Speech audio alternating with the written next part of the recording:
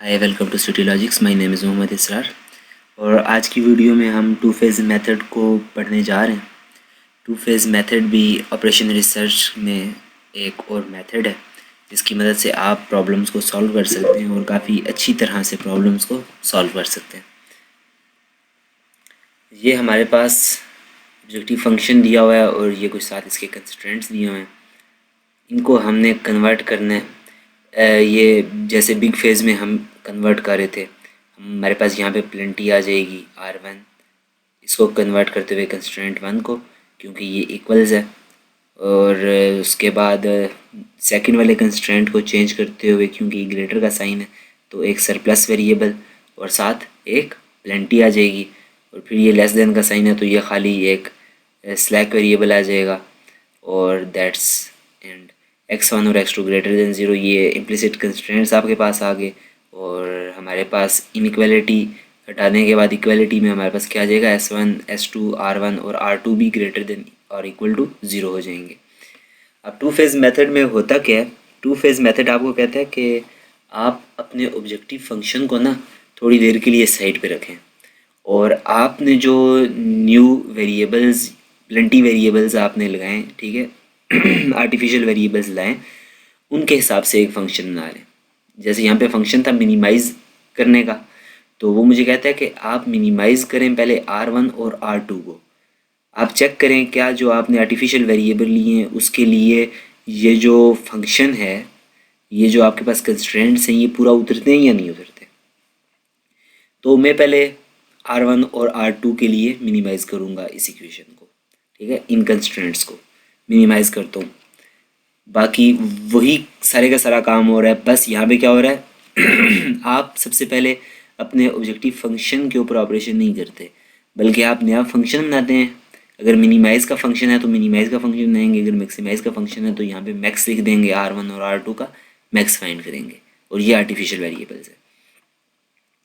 फिर वैसे ही टेबल बनाया जैसे हम बनाते आ रहे हैं। फिर R1 और R2 की वैल्यू यहाँ से आपको नज़र आ रही होंगी। जब ये इस साइड से इस साइड जाएगा, R1 भी -1 हो जाएगा और R2 भी -R2 हो जाएगा, तो -1 हो जाएगा। और बाकी यहाँ पे ना x1 है इस फंक्शन में, ऑब्जेक्टिव फंक्शन में, ना x2 है, ना s1 है, ना s2 है, तो ये सारे के सारे 0 हो गए और सोल्यूशन भी क्या हो जाएगा 0 हो जाएगा। यहाँ पे हमारे पास बेसिक कौन कौन से हैं, ये R1 है, R2 है और S2 है। R1 R2 और S2 बेसिक हो गए। इनकी वैल्यूज़ यहाँ पे हमने लिख ली। लिखने के बाद अब हम देखेंगे क्या R1 और R2 बेसिक वेरिएबल्स हैं। अभी R1 के ऊपर -1 है और R2 के ऊपर 0 और फिर -1 है, तो ये भी बेसिक नहीं है। पहले इन्हें आपने क्या करना है, बेसिक बनाना है। बेसिक बनाने के लिए आपने क्या किया, इसमें R1 ऐड करें, R में कैपिटल R1 ऐड करें और साथ कैपिटल R2 भी को भी ऐड करें, तभी ये क्या हो जाएगा 0 0 हो जाएंगे।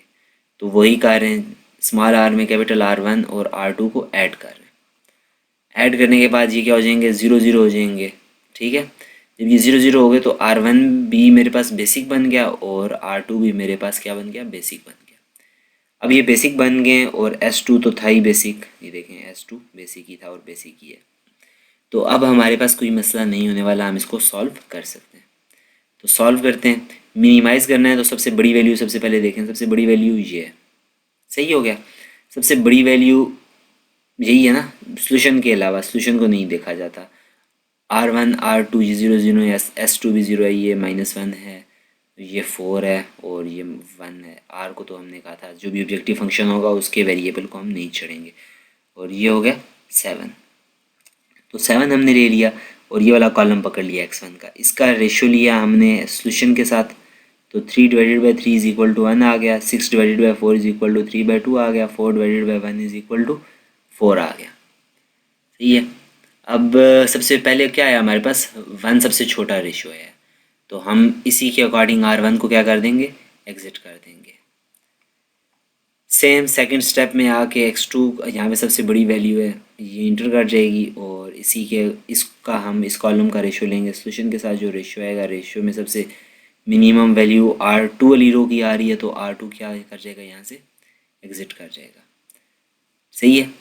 फिर R2 यहाँ पे एग्जिट कर जाएगा, तो ये 5/3 को भी हमने क्या करना है, 1 करना है, क्योंकि यहाँ पे x2 इंटर कर रहा है। x2 इंटर कर रहा है और ये बेसिक बन गया और इसके ऊपर नीचे हमने बाकी सारी वैल्यूज़ को ज़ीरो कर दिया। अब हम देखेंगे यहाँ पे सबसे बड़ी वैल्यू कौन सी है, क्योंकि मिनिमाइज़ कर रहे हैं तो सबसे बड़ी वैल्यू कोई नहीं बची। ठीक है, ये तो 1 है, इसको तो हमने नहीं छोड़ना, बाकी कोई नहीं बची। तो क्या हमारे पास ये टेबल बेहतर है? ये हमें बताएगा यहाँ का सोल्यूशन। अगर ये सोल्यूशन हमें ज़ीरो पे ले आता है, if solution is zero then the solution is feasible, तो तब आप जो काम कर रहे हैं ना, ये जो सोल्यूशन आप निकाल रहे हैं फेज़ 1 आपको बताएगा कि ये फिजिबल है। ये वैल्यूज़ जो आपने R1 R2 ली हैं ये ठीक है, एक्सेप्टेबल वैल्यूज़ है ये गलत वैल्यूज़ नहीं है, या ये सोल्यूशन फिजिबल है, ये सोल्यूशन इनफाइनाइट या कोई और किस्म का सोल्यूशन नहीं है। तो ये आपको गाइड कर देगा यहाँ से। अगर ये ज़ीरो आ जाता है इसका मतलब है आप फेज़ 2 की तरफ जाएं। अगर यहाँ पे ज़ीरो नहीं आता तो आप क्या फेज़ 2 की तरफ नहीं जाएंगे, आप वहीं पे स्टॉप कर देंगे और आप बताएंगे कि ये क्या आ रहा है, यहाँ से आगे हमारे पास इनफिजिबल सोल्यूशन स्पेस है यहाँ पे।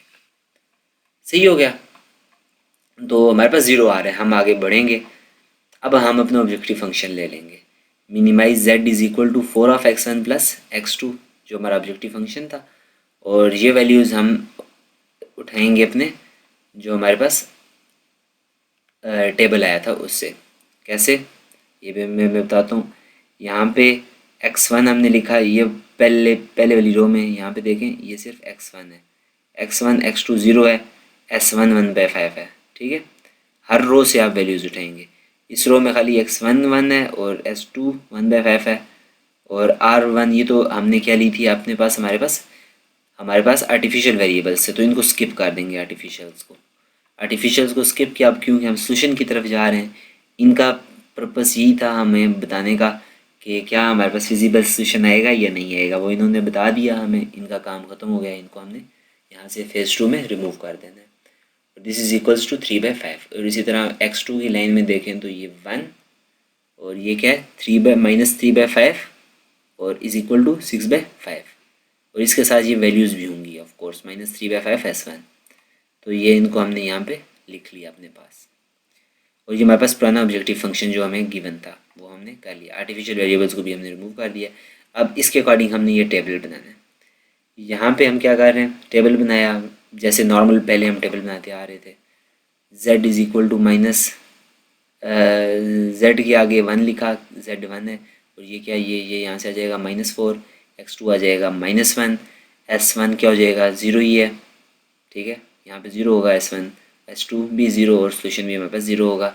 और यहाँ पे x1 1 है, x2 ज़ीरो है, x2 है ही नहीं यहाँ पे, और s1 है -3 सॉरी s1 है 1/5, और ये मैंने 1/5 लिख दिया, इज इक्वल टू 3/5 आंसर आ गया। ठीक है, सोल्यूशन आ गया। इसी तरह x2 की वैल्यूज़ भी लिखी हैं, s2 की वैल्यू भी लिखी, दोनों इक्वेशंस की लिखने के बाद मैं देखूंगा x1 x2 s2 क्या ये बेसिक है।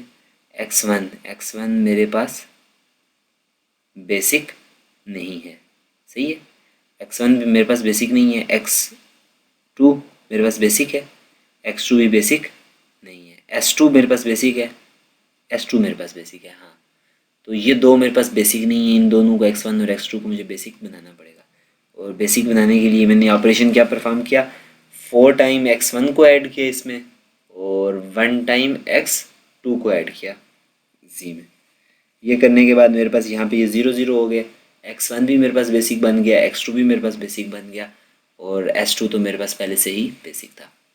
अब ये बेसिक वाली कहानी तो ख़त्म होगी, बेसिक तीनों के तीनों हैं। अब हम देखेंगे यहाँ पे फंक्शन हमारा मिनिमाइज़ करने का है, और ये सबसे बड़ी वैल्यू है, सबसे बड़ी वैल्यू को फिर कान से पकड़ते हैं और इसको ख़त्म करना है। तो इसके अकॉर्डिंग, इस कॉलम के अकॉर्डिंग हम क्या करेंगे, इस कॉलम के अकॉर्डिंग हम इसका इस सोल्यूशन पर रेशो लेंगे, इस सोल्यूशन का, जैसे 3/5 डिवाइडेड बाई 1/5, तो ये 3 आ जाएगा। यहाँ पे ये माइनस है तो ये वाली इग्नोर हो जाएगी वैल्यू, और ये क्या आ जाएगा, 1 डिवाइडेड बाई 1 रेशो आ गया।